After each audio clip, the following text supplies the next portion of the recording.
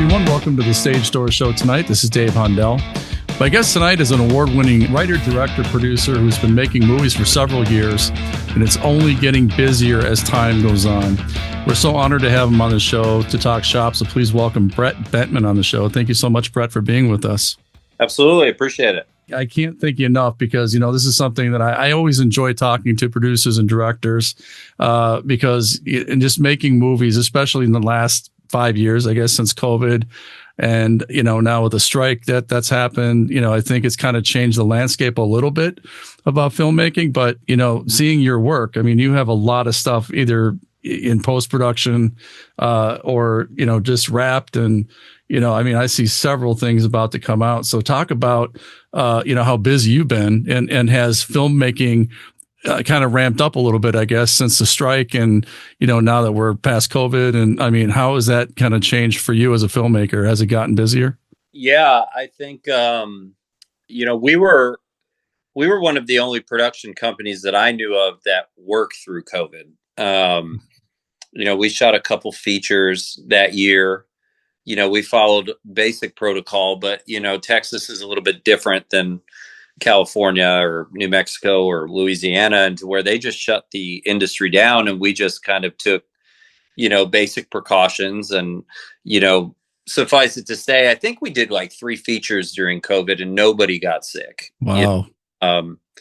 My wife and I, Tiffany, she's, we partner on everything. And I think we both got it together like a year after, Sure, but, right. So COVID didn't slow us down. If anything, I think we kind of had a leg up on certain things because I really think COVID leading into the most recent California strikes kind of crippled the industry out west to an extent. I mean, everybody knows what Taylor Sheridan's doing, Right. in the state of Texas. It's no secret. And you got people like McConaughey and others that are moving here and opening studios and going out and doing great work. But we've just had a steady path of production, since 2019, I would say. And we try to, with our distribution partners, kind of stay ahead of the film industry. So we pick a lot of brains and, we do a lot of Producers Guild events and the Produced By conference. And we listen to what these industry people are saying. And it's funny you bring that up because years ago, it was like a room full of hungry producers that were positive about everything, Yeah.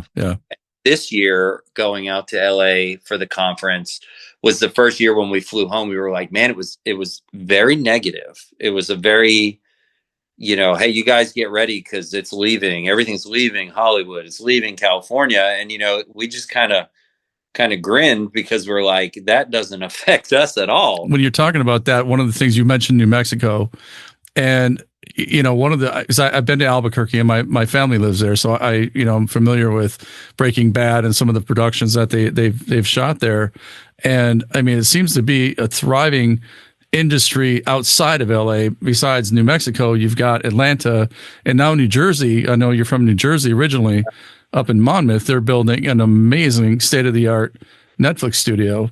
That's, yeah. I mean, so with Tyler Perry's studio in Atlanta and New Orleans still doing films, and I mean, is it seem to you? I mean, you know more than anybody.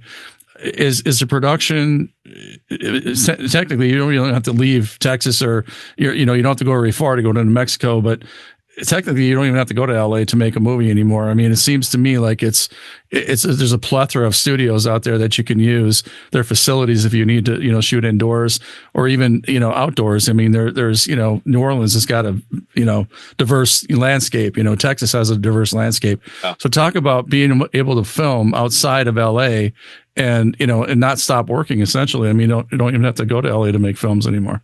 Yeah. And I think a lot of our partners in California are saying the same thing, that the industry's changed and it's never going to go back. Yeah. So you have this archaic way of thinking where the heads of these studios were so powerful in their time that they could be like, the movie industry exists in California. It'll never exist anywhere else. And there was a time when, you could go to a meeting in California with a distributor or a studio, and they'd be like, well, where are you going to shoot this? And that you'd say Fort Worth, Texas, and they'd laugh at you, Yeah. Yeah. And like, what are you going to do in Texas? But, Taylor's flipped that script, and production companies like ours have shown that you don't need California to make a movie. Now, the rub of this whole situation, though, is when you get people even from New Mexico, from Louisiana, is they're not always equipped with the mindset of the non-Hollywood way of making movies. Right. You're not going to get the day rate you get in California. You're not necessarily going to shoot union projects because it's a right to work state. And so it's a learning curve for people that haven't done it before.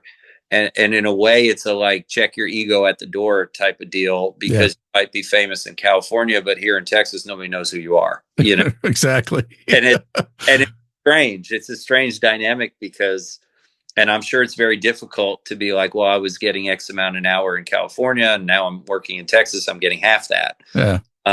But it sure beats having a $500 gig an hour or a day. Sorry. Yeah. Or sitting on Facebook complaining about how the industry is not moving, know? Exactly. It happens both ways, Well, the other thing I was going to mention is you're talking about, day rates and things like that being a lot less than in LA. But, talking about the cost that it takes to make a movie in LA or California in general. I mean, what I'm told is that the price of permits is astronomical in that area. I mean, to have a permit in order to shoot in a location where if you go to another location outside of there, you're not paying as much for the permits or even at all. If it's an easy state to work in. I mean, I've shot in several different locations that I haven't had to pay, permit costs at all for my locations.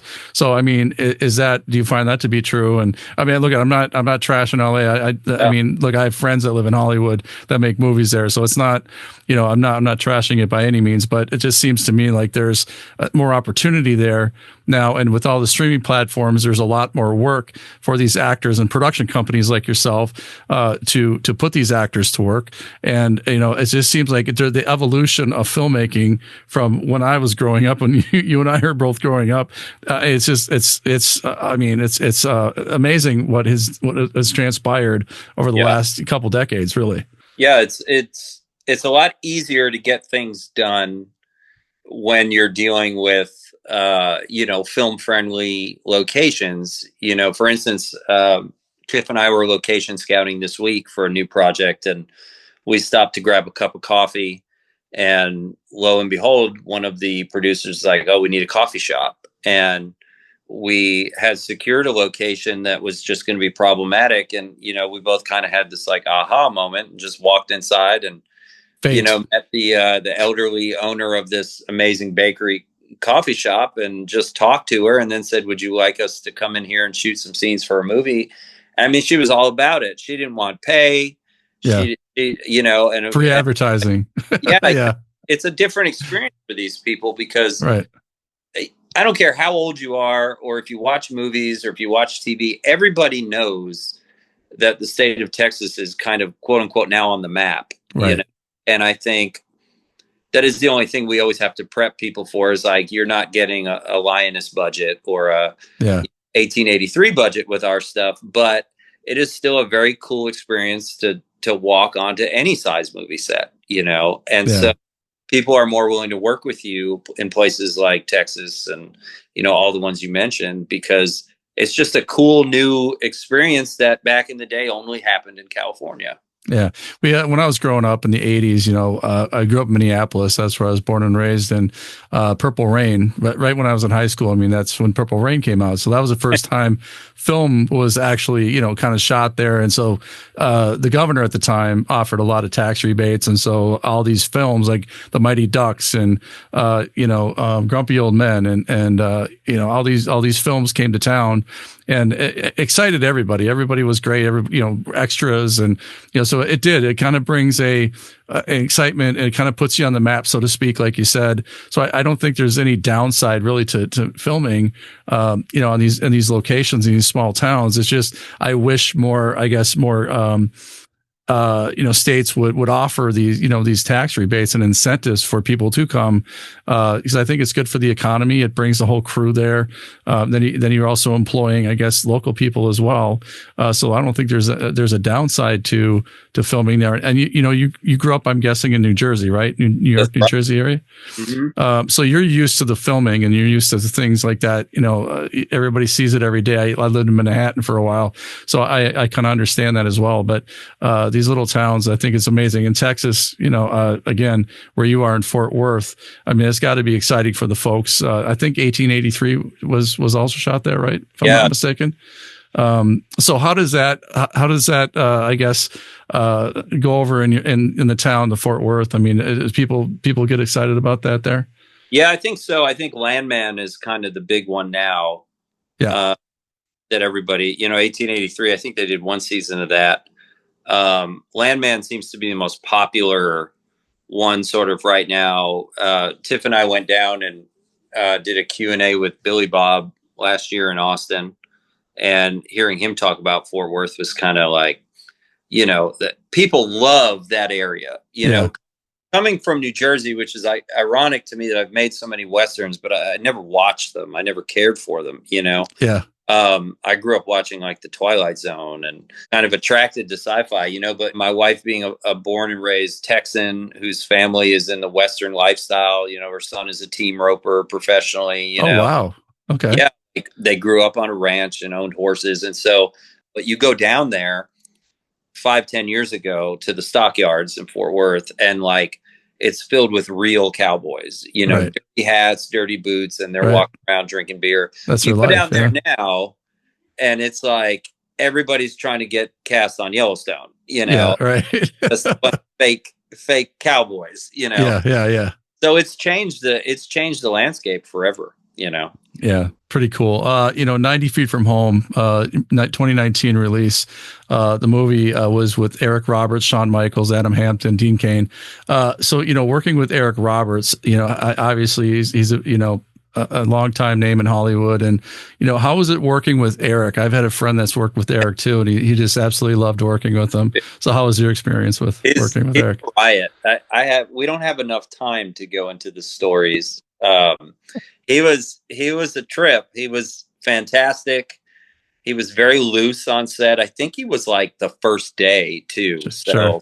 And Shawn, Michaels, WWE legend, right. was so nervous to work with him. And really? Yeah, he was terrified. And I'm like, Shawn, he's just a normal guy. Yeah, right. And they did great together, but Shawn was nervous. But Eric was so loosey-goosey on set, and he was joking around with everyone. I remember thinking, well, we're talking about child abuse here. At some point, you got to kind of rein. And it was, it was like, as soon as I called action, he just like snapped into that character and knocked it out of the park. A pro, yeah. Yeah, so it was, and then he'd go right back to joking around and humming. Right. But Shawn Michaels, just in working with him had to have been, also, great because, I've been around the WWE as well. They're pros as well at, storylines. That's what they do week to week, is having to learn new storylines. So did you find that to be advantageous as a director to work with him, knowing that he could probably pick it up pretty quickly? Yeah, he was That's an interesting thing about the wrestlers on screen is we've worked with tons, Shawn, we worked with Billy Gunn, we worked with Dustin Rhodes, James Storm, and they are professional performers, and so they're on stage in front of millions of people their entire careers. It's nothing for them to stand in front of a camera with 12 people in the room. But what I love about working with that talent is like, they haven't been brainwashed by the industry. They haven't been told what to do, what not to do. So they're just like a fresh, clean palette. And Shawn was a remarkable person to work with, just to have on set. He was one of my childhood heroes. I loved this guy, and to be able to sit down. I grew up with wrestling as well. Yeah, I did too. My dad and I would watch it, every Saturday morning. And Shawn was just such a jerk on TV. Yeah, right. Person, he is like completely opposite. Exactly. So warm and inviting, and just everybody loved working with him. All of them are. Dustin Rose is phenomenal. He's such a good guy. James, Billy, they're just totally awesome people. Yeah. And it's amazing because Sean did say one thing that he was like, he had one day where he did kind of have his diva moment where Sure. it was hot and he was getting upset, and it was his rap day and he was in his trailer. And so when he rapped, the AD got his music for when he used to come out and wrestle, and we just blasted it out and brought him out and rapped him out. Everyone clapped and everything.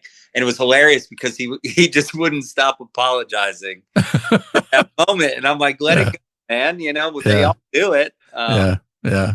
He was great. And I really wish he would act more because he's a terrific actor, but he's busy with the WWE and the young talent. And I think the role has to be right for him him to take it, you know? Yeah, for sure. You know, and that's exciting, you know, and also, you know, you've done a lot of, you know, writing and directing of you know, trilogies, sequels, you know, and so talk about writing a sequel, because I've always, you know, I've always wondered where you got the original. The original is the original, but then, you know, there's kind of I guess, a risk, I guess, into taking that to a sequel, to try to, you know, try to outdo the first one if you can, to try to get the popularity. Then you come up with a third one. So how, as a writer, how do you navigate that? Because that's got to be difficult to try to make sure you try to outdo the one previous, or do you even try to do that? Is it just the story just kind of evolves into the next storyline, or you know, how is that for you? Yeah, it's strange because I don't think we ever set out to do, you know, sequels even. And there's been plenty of movies that we've been asked to do a sequel to, and we're like, no, you know, the was what it is. But you take something like Bull Shark, you know, which it was called something else when we started that project, but it was a very fun movie. It was kind of, you know, poking fun at itself in a way. That one did really well, and it continues to do tremendously well all over the world. And you either hate it or love it. It doesn't matter, you know. But when they asked us to do 2 and 3, I was kind of like, well, maybe we should try to make them more serious and, you know, up the value of the special effects. And 2 just, to me, fell flat. You know, we lost our way. The first one had humor in it. It had fun characters. The second one was like very dark and serious. And so when we did the third one, I remember rewriting it with the cast from the original Bull Shark, which everybody loved. And we made it funny, you know, and we would actors riff and they all got along. And to me, the third one was my favorite one because it was just us all just hanging out on the lake making a movie. But it's very difficult, you know, with like the Guardsman trilogy and the Lone Star Shark trilogy. It's content is king, you know, and IP is king right now. So if you have something that works like the Guardsman or Bull Shark, then the distributors want you to keep doing that. Right. And it doesn't work if you do the Guardsman and then the next movie is called Wyatt Earp. No. It's got to be the Guardsman 2. Doesn't matter what it's about, you know. It's got to have that branding in it. Yeah, it just has to have something that people, I mean, you look at Marvel, Disney, everything's just regurgitated and they're just remaking everything, but you'll watch it because you know what that is. And so it's interesting, like with the recent stuff we've done, Aladdin, they asked us to do 2 right off the bat. And so we shot them together back to back. And those to me make more sense than some of the other trilogies we've done, you know, because we could tell a longer story over 2 parts, you know. With other ones, we were kind of grabbing at straws sometimes to figure out how to connect everything. Sure. You know, I had to ask this question because it's hot on the news right now. Everything is being talked about, and it's all over social media.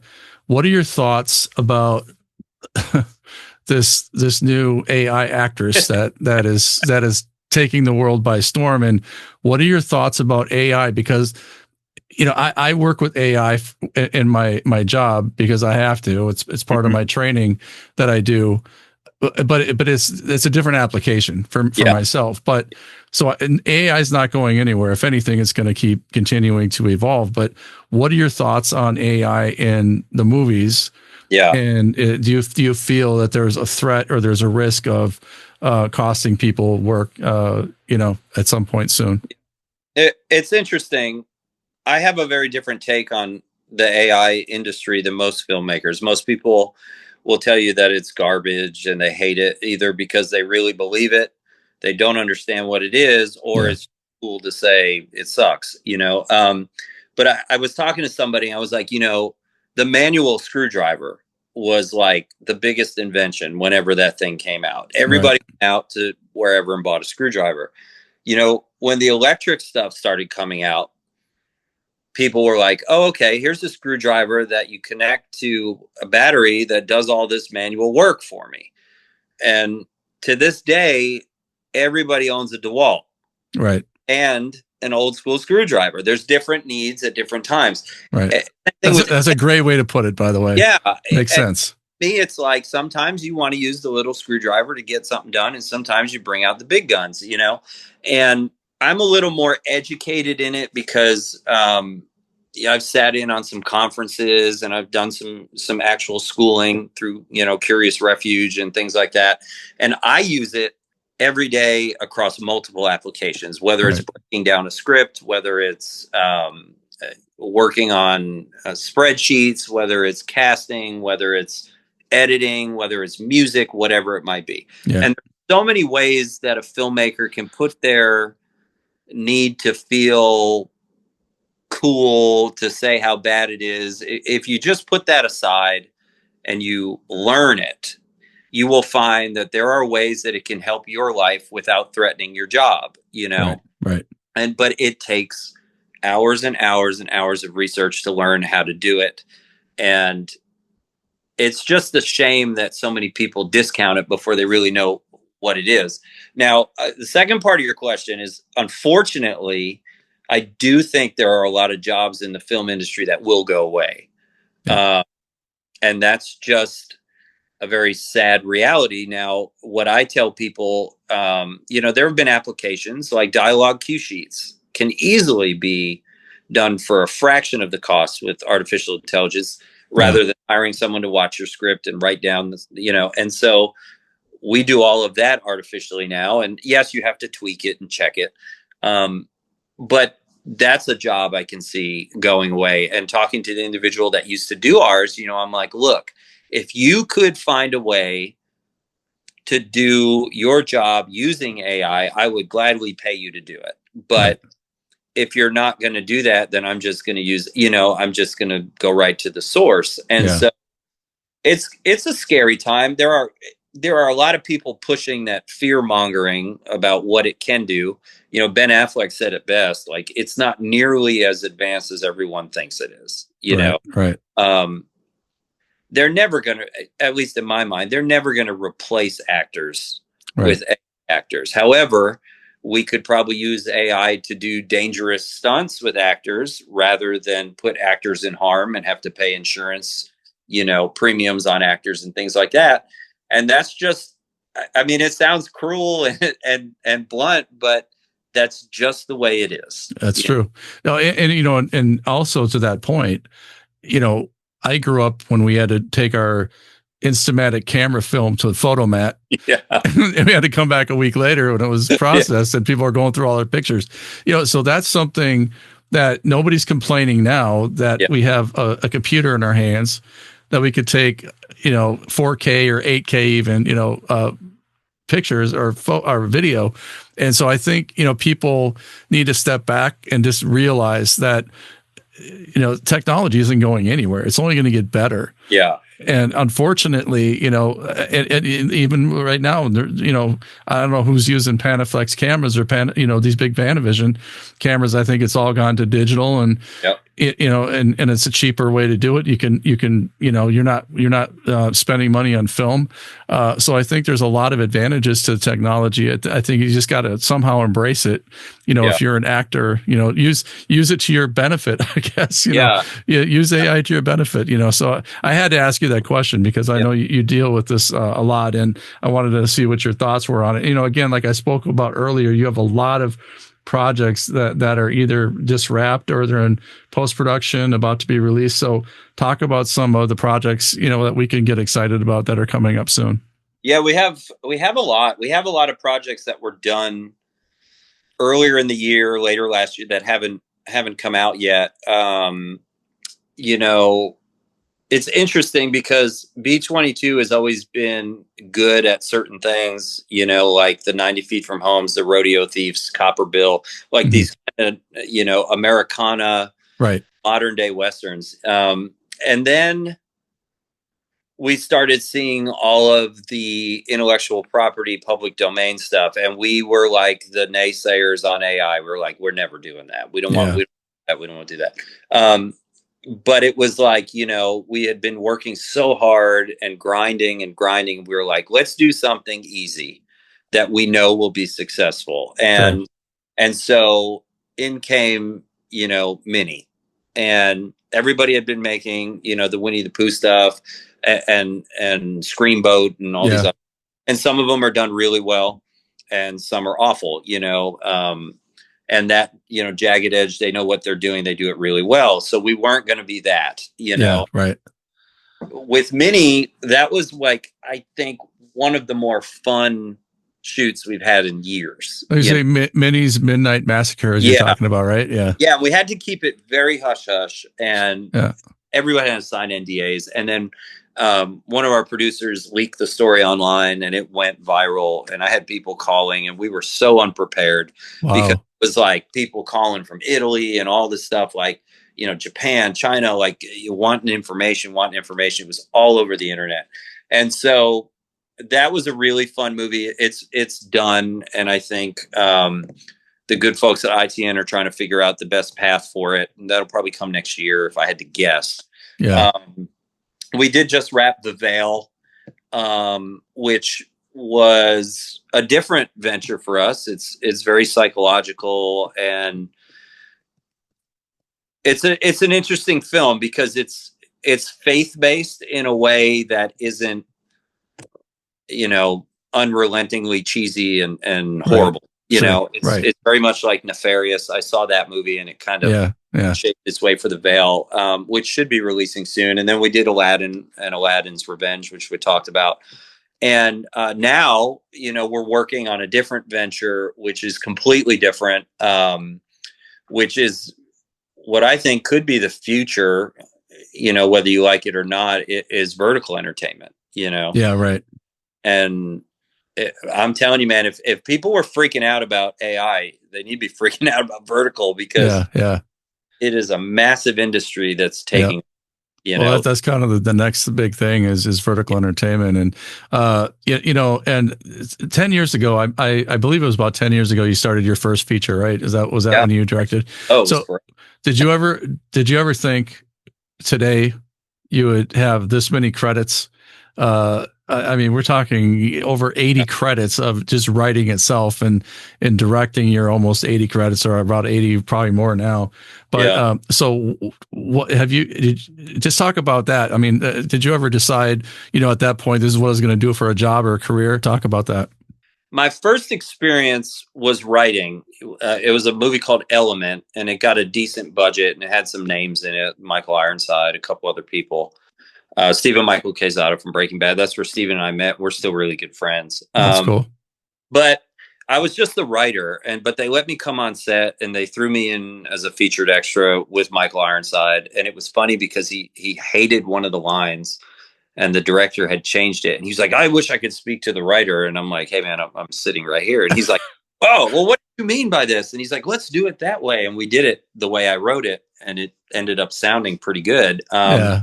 But then I was like, I've got to direct one of these, because I hated the way the movie turned out. Oh, really? No offense to John Keyes, Right. Right. here's this, but I hated it. I was like, what is happening? Yeah.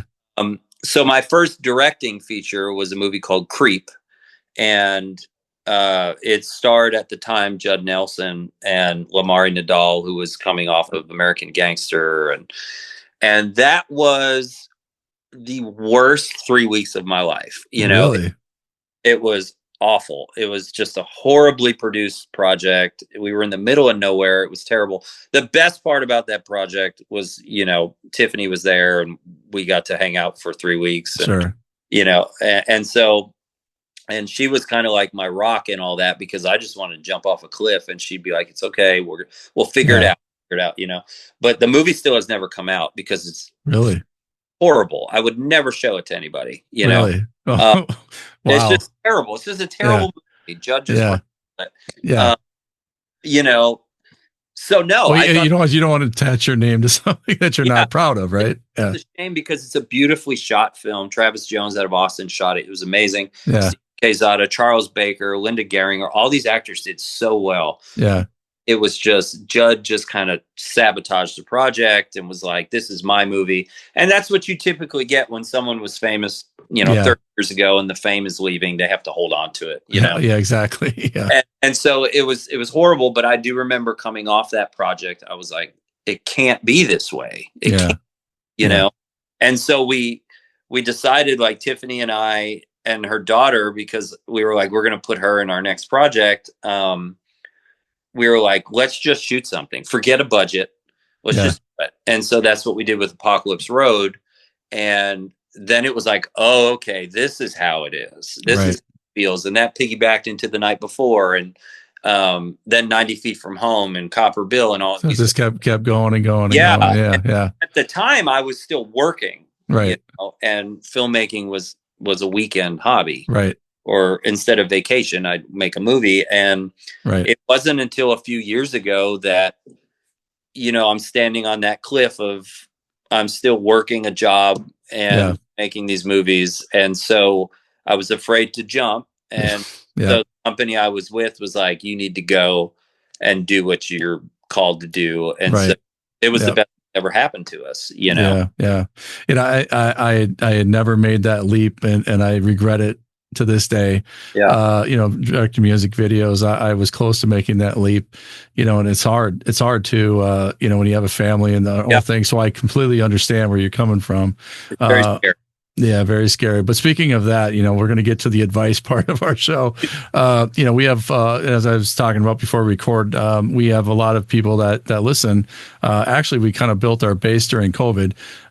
So we built a big base, but a lot of them are, you know, actors and directors and singers and dancers and anybody in the arts started following our show. So what would your advice be to somebody that's you 10 years ago, or, you know, maybe a little further than that. But talk about, you know, what kind of advice would you have for somebody just getting started that maybe you learned from throughout the, you know, the course of your work, that somebody could either avoid or, you know, some pitfalls that maybe you went through? You know, there's two things that come to mind. The first is film specific. So if there's someone out there, the thing, I mean, I've been saying this for 10 years, man, is pick your producers extremely carefully. Most people don't know what a producer does from a hole in the ground. You know, the producer is a very treacherous role for anyone to do. You work for free for a long time before you get paid. Right. And you are responsible for everything that affects that project. And if you are not doing either of those two things, you are not a real producer. Right. Or just a filmmaker that's pretending to be a producer. And so, like with Creep, we had horrible producers that had no idea what they were doing, but they had been actors in the past or filmmakers in the past. So they just decided, well, today I'm a producer.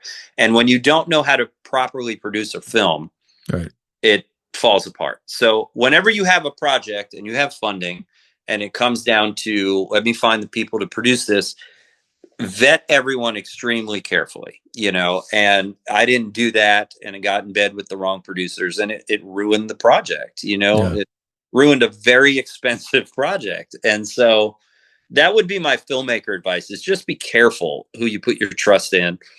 And my second piece of advice for any industry, I don't know if it transfers to music and arts and things like that, is just, I've found personally in this business, there are just two types of people. There are people that talk about doing something, and there are people that do it. And do not be the person that talks about it. Just go do it. The more you talk about it, the less the chances you're going to do it. The more chances that people are going to stab you in the back or try to steal your ideas. Just keep your mouth shut. put your head down and make the freaking movie. Do the work. Yeah. And people say, well, I don't have a budget. Well, it doesn't matter. I mean, I know you've had, Nathan Blake on the show. Nathan was passionate about a project, and bravo to him. Didn't have a budget, went out and made it. Looks freaking terrific. Yeah, exactly. I mean, he didn't sit there and talk about it. He just went and did it. And that's how B22 is set up. When we say we're going to do something, we just do it. Yeah. And a lot of people say, well, it's easier said than done, but I don't think people understand the sleepless nights that Tiffany and I have had when a executive producer gives you $150,000, says, go make a movie and pay me back. I mean, that is like you're losing sleep. Pressure. Yeah.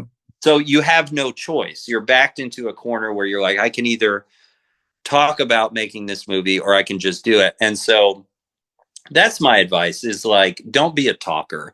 Don't go on social media and just talk about what you have going on and what you have coming up and who you had a meeting with.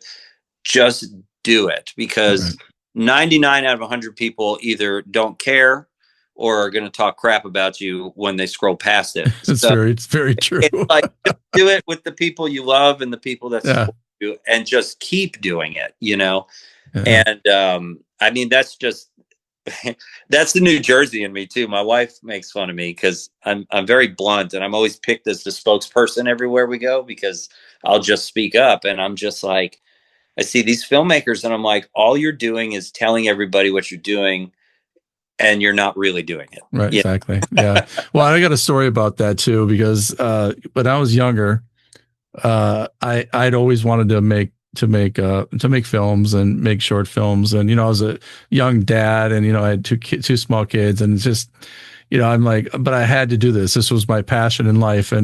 And so I had enough money to buy a Handycam, a Sony Handycam, which was I think it was 8mm tapes. Yeah. And so I bought a Handycam with all the money that I had in savings. I bought it, and I wrote a screenplay, a short film. And, I called the city of Minneapolis, and I said, there's this alley downtown that I want to use to shoot this short film of mine. Well, what's your story about? So I told the lady in the film office, and she's like, she was so inspired by this that she closed the alley for the street that was by the alley. She got me a police officer, and I didn't have to pay a dime. Yeah. And she let me shoot this thing for like an afternoon. And so I shot there. We shot a couple other locations that she gave me permits for. And, we put together this amazing little short film. And, everybody that was involved volunteered their time. I had volunteer makeup artists, actors. And I mean, everybody wanted to be because they saw my passion, and my passion spilled onto their, to them. And they all got excited about this. And there was no budget. There was no, it wasn't going to be in theaters, anything like that. It went to a film festival, which was like, to us, like Academy Award, Sure. So my point is that, like you said, just don't talk about it, just do it. And there's no excuse right now. If you have one of these and you have an idea and you have a passion for making movies, just make it, get your friends, get, whatever. Somebody's got to start somewhere, so nobody's tying you down, making you not do this, and just, you have a story, do it. So that's great advice. And I will say, talking about that, hearing that story, I do think that filmmakers, to be honest, everybody thinks their movie is the greatest movie idea, I think the same thing. I'll be like, hey, I got this movie idea. Yeah. It's garbage, and it probably is, until you watch it 10 years later. Yeah. And so the interesting thing is, though, is like, there have been projects that Tiffany has pushed me to write or pushed me to do that are either in the vault right now, or like I'm kind of afraid to do. She's got one about my mother that she thought would be a great, kind of mini series, and growing up with a Puerto Rican mother, it was like a sitcom, every other day. But you really have to believe in the project so much that you're willing to put yourself out there. And, like, we've had investors on movies that never even read the script. It's just, I sat down with them and pitched them me, right. And, Bill Nicholas was a producer on Apocalypse Road and the night before, and Creep, the movie that never came out. And he couldn't care less what the movie was about. He just believed that one day I would be successful at this, and he wanted to contribute, you know? Yeah, your passion came through. Yeah. So when you talk about passion projects, I think passion projects are for rich people that have made it in the industry, and now they can tell the stories they want to tell. For now, in the meantime, why not use your passion for filmmaking to do what can get you to that point? You know, like, because to be honest with you, I don't want to make movies about meteors and sharks and lakes and stuff. That's not what I was born to do. It's not why God put me on this earth, you know? Yeah. It allows me to hone my skills and have fun and earn a living and do all these other things that a lot of people can't see past. Well, that's not the art I want to tell. Well, there's not a lot of value in art anymore. Yeah. Yeah. Right. So why don't you do something that keeps you busy, you know? And so I think filmmakers need to hear that too, is like, you're not always going to get to do what you want to do. Right. Yeah. So take what it is you have to do and make it your own. Right. You know? Right. Exactly. Put your spin on it for sure. Yeah. You know, before we go, Brett, I just want to ask you the same question I ask everybody, but when it's all said and done, what do you want your legacy to be? What do you want to leave behind when at the end of your, or the twilight of your career? Man, it's a good question. You know, we're all getting older, you know, and I don't think about that a lot. My wife does a lot. She's a little bit older than me, but it's an interesting thing because we talk about what are we going to do with this business when we're gone? Do the kids want it? Do the grandkids want it? You know, is it profitable? You know, I don't know. You know, film is forever. So it is very interesting to think that, you know, one day I'll be gone and the kids will see these DVDs and be like, what is this stuff that Dad was doing when he was missing games and, you know, stuff like that. I try not to do. You know, and talking to my youngest the other day, because he loves being on set and acting and he likes to run slate and all this and that. And, you know, he's starting to ask a lot more questions about the business and how do you make money doing this? How much money do you make? And I would love for one of the kids to take up the mantle. If I had to guess who it would be Bay, my youngest, because he's the most artsy of all of them, you know, the least athletic, most artsy. Sure. So I think in a perfect world that he would one day be doing what I do, but making more money and, you know, maybe, you know, doing it for a bigger budgets and whatnot. Not to say I'm unhappy, but I don't know. I just think that would be really cool to have somebody like, oh, I do what my dad did. I think of it as like a mechanic that has a son and owns a shop, and then the son takes the shop into the next generation type deal. Sure. It's interesting. I don't know. You know, I think there is a future for Tiffany and I in this business. I don't think it's what we're doing right now. Yeah. You know, I'm really into the business of filmmaking. She's more art still, but I just love the business of it. I know that sounds incredibly boring. I understand that. Yeah, I love the back end. I like the legal part of it. I like that kind of thing, you know. So maybe that's the future for me. I don't know, you know. Yeah. But it's a strange thing. I'm just now at 45, 44 starting to think about that, which is you know, but no, it doesn't. And that's why I asked this question, you know, Brett, because, you know, when I first started doing the reason I asked that question of everybody is because when I first started doing this podcast, you know, I was doing music videos for quite a while. And then when COVID came around, I was like, you know, I want to kind of reinvent myself a little bit, you know, so I started interviewing people and I'm like, you know what, I'm just going to go all the way. And I'm going to start, you know, contacting PR companies and contacting celebrities and see if they'll come on my show.